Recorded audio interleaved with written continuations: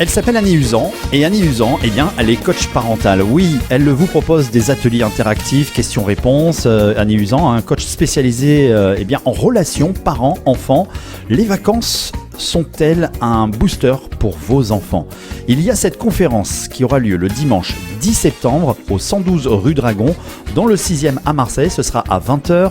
Vous allez pouvoir y découvrir donc de différents ateliers à destination des parents. L'entrée est libre et cette conférence est supervisée par l'association Shalom Bayit du Rav Dan Atia. Et j'ai le plaisir donc pour parler justement de cette conférence d'accueillir avec nous en studio Annie Usan. Bonjour, comment ça va? Bonjour Patrick. Quel plaisir de t'avoir avec nous pour la première fois dans la grande émission de Shabbat. Ah oui. Alors, tu sais qu'on est sur une émission de rentrée, évidemment. Ils sont nombreux, tous ces petits loulous, à avoir retrouvé le chemin de l'école. Nous recevrons tout à l'heure dans le journal communautaire l'association des parents d'élèves Appeliave, qui nous parlera un petit peu de comment ça se passe quand on est délégué d'une association de parents d'élèves dans une grande école comme celle de Yavne. Ils nous parleront un petit peu de comment concilier un petit peu le rôle de parents, de membres associatifs. Ce serait tout à l'heure à 11h30. Tu restes avec nous ou pas? Je pourrais pas. Ah, tu nous écoutes à la radio. Mon poste. Tu nous écoutes à la radio. Mais j'écoute très sérieusement. Mais alors, je fais partie du Yamné aussi. Eh oui, je sais Annie. Alors, je voudrais parler un petit peu donc de tes compétences justement en termes de coach parental. Comment on devient coach parental? Qu'est-ce qui se passe à l'intérieur de comment ça arrive? Ça, c'est intéressant, comme question. À la base, j'ai travaillé uniquement dans l'éducation. Oui. C'est une passion, c'est une vocation. J'ai été professeur des écoles, éducatrice, directrice d'école, tout ce qu'on peut savoir au niveau de l'éducatif. Oui. Et je me suis spécialisée aussi dans la psychologie, la psychologie de l'enfant particulièrement, en tant qu'enseignante et psychologue scolaire. D'accord. Donc évidemment, je peux voir l'évolution d'un enfant à partir de... si c'est pas avant, de 3 ans jusqu'à la terminale.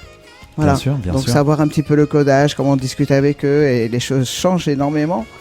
C'est vrai qu'on a souvent l'habitude, moi je sais, le premier, quand je parle à mon enfant, j'ai l'impression de parler comme à un adulte. Mais lui, dans sa tête, il a un petit cerveau d'enfant. Voilà, bravo. Et oui, c'est exactement ça. Alors, je te dis ça parce que nous avons ici à la radio reçu déjà des coachs parentales, notamment Chava Kassabi, que je te disais hors antenne, qui est souvent intervenu sur des chroniques et qui m'a proposé une formation d'éducation non violente et bienveillante de l'enfant.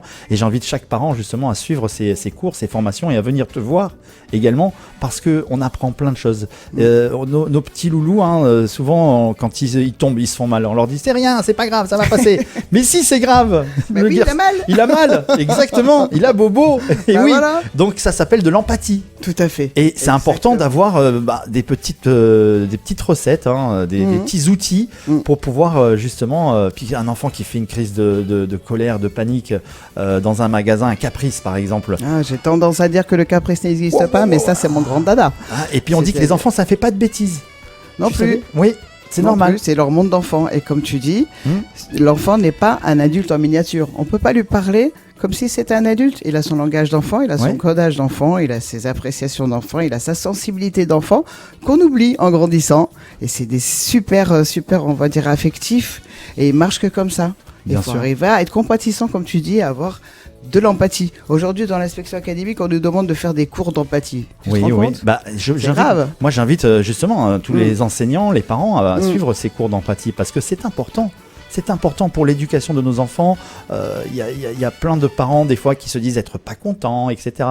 Bon, des fois, ça peut être légitime, des fois, c'est un petit peu poussé, mais si le professeur apporte tous les arguments, tout ce qu'il faut autour de justement de cet enseignement, de cette pédagogie avec l'enfant, je trouve que c'est pas plus mal. Oui, tout à fait. Tu es complètement dans le bon sens. Je suis entièrement d'accord avec toi. Dans la mesure où on respecte l'enfant, où l'enfant respecte l'adulte aussi. Parce que comme je le dis, c'est pas un enfant, n'est pas un adulte en miniature, mais aussi il y a l'importance du respect envers l'adulte. Et il y a une confiance qui se crée comme ça. Bien sûr. Donc, oui, je revenais tout à l'heure sur l'idée, les bêtises n'existent pas, le caprice n'existe pas, alors je vais faire sauter plein de personnes. Un jour, je te raconte une histoire. J'ai mon ordinateur, mon beau MacBook, tu vois, et j'ai ma petite fille qui a 5 ans et qui est à côté de l'ordinateur. Il y a un super beau verre d'eau à côté.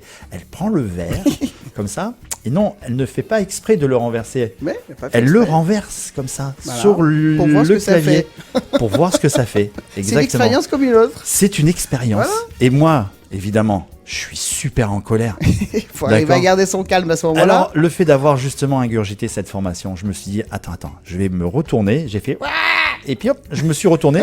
Mais qu'est-ce que t'as fait, ma fille? T'as fait une expérience? Et elle me regarde, elle me dit, oui, oui.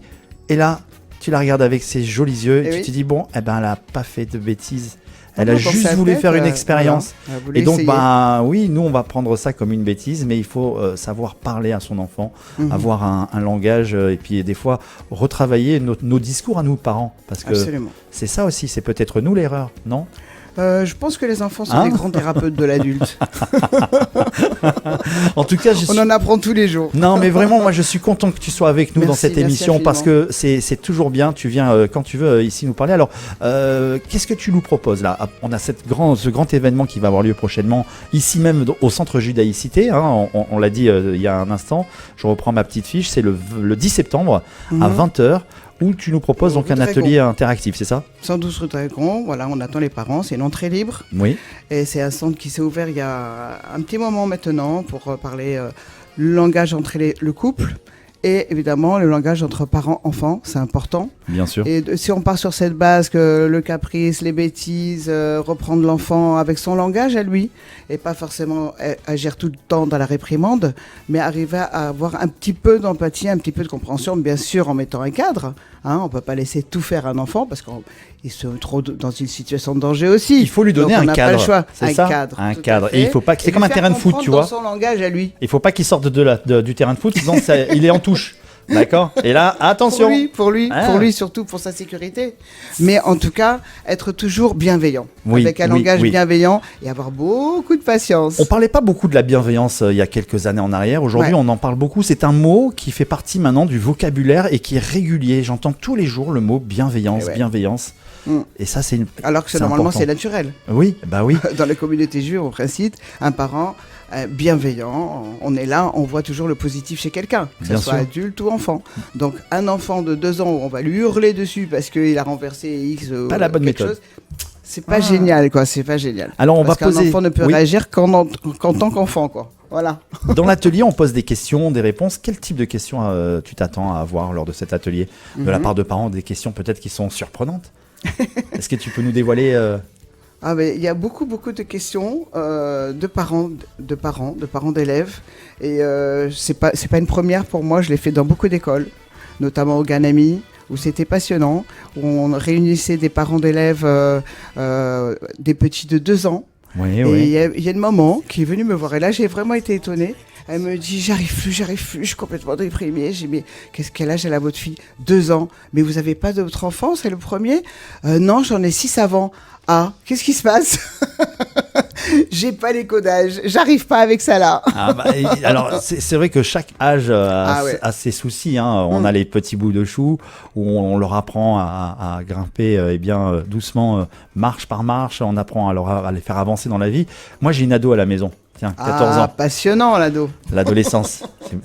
Parlons-en. Ça aussi, on parle souvent des petits-enfants, des petites bêtises, etc. Mais l'adolescence aussi, c'est petits soucis, grands soucis, c'est ça oui, j'ai appris à connaître ça.